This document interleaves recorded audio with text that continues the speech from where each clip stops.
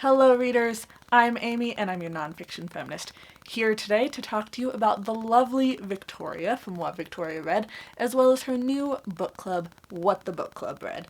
For the next 17 to 18 months, What the Book Club Read will be focusing on reading Margaret Atwood's novels in publication order, one per month. That is one of the reading challenges that I will be taking part in this year.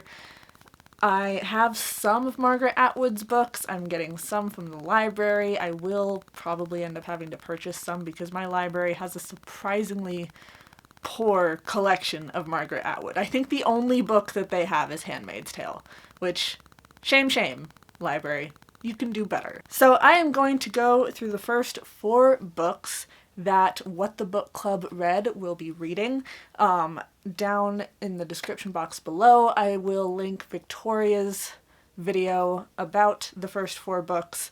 It's for the first quarter of the year.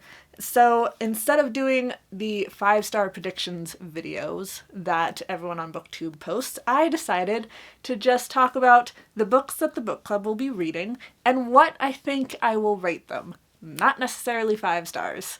So let's get started with January's book, The Edible Woman. This was Margaret Atwood's very first novel. I am nervous about this because I've tried it before.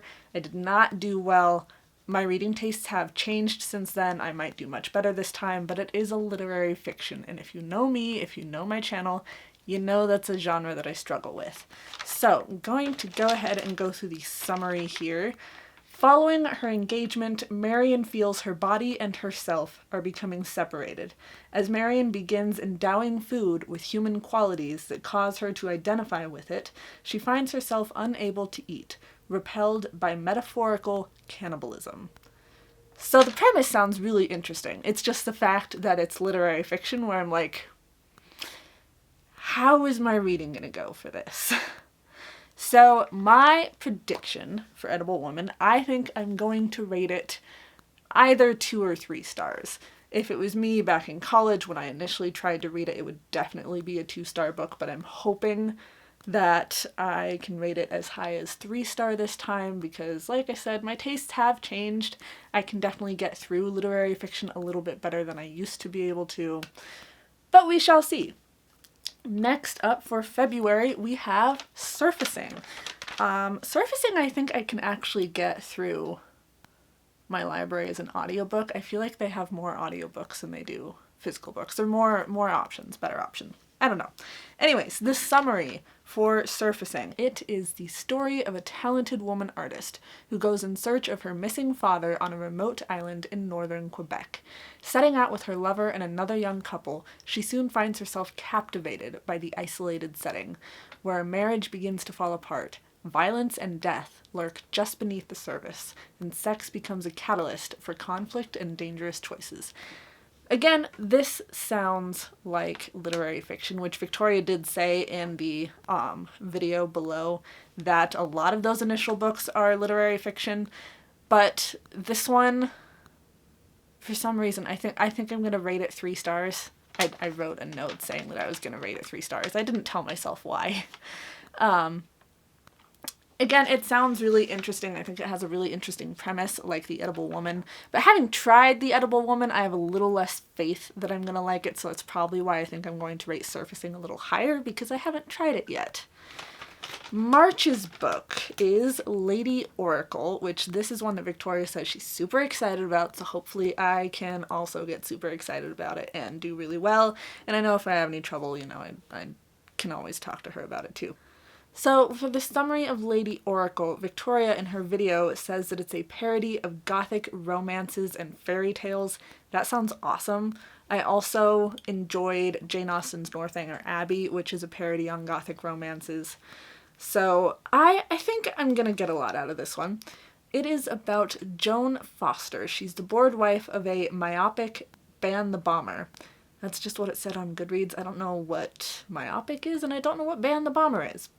She takes off overnight as Canada's new super poet, pens lurid gothics on the sly, attracts a blackmailing reporter, skids cheerfully in and out of menacing plots, hair-raising traps, and passionate trysts, and lands dead and well in Terremoto, Italy.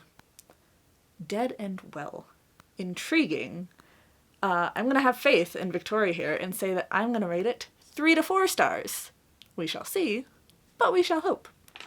Then we have April's book, which is Life Before Man. This, I think, is the one that I'm most excited about. I think it might be the easiest one for me to read of these 4 as well. Imprisoned by the walls of their own construction, here are 3 people, each in midlife, in mid-crisis, forced to make choices after the rules have changed. Elizabeth, with her own controlled sensuality, her suppressed rage, is married to the wrong man. She has just lost her lover to suicide. Nate, her gentle, indecisive husband, is planning to leave her for Leslie, a perennial innocent who prefers dinosaurs to men. Sounds kind of like Ross from Friends. Hanging over them all is the ghost of Elizabeth's dead lover, and the dizzying threat of 3 lives careening inevitably toward the same climax. This one I gave 4 stars, I predict that I'm going to give it 4 stars. So that's it. This is a short little video. That's the first 4 books for What the Book Club Read. Again, we'll be reading Margaret Atwood. Hopefully I don't have to dive into my 12 books that I'm allowed to purchase this year too much, because I want to save those for some other things, but we shall see. If you have no idea what I'm talking about, watch my goals video. Please like, subscribe, be my friend on social media, be Victoria's friend on social media. I post every Wednesday, Sunday, and I will see you in my next video. Bye, friends.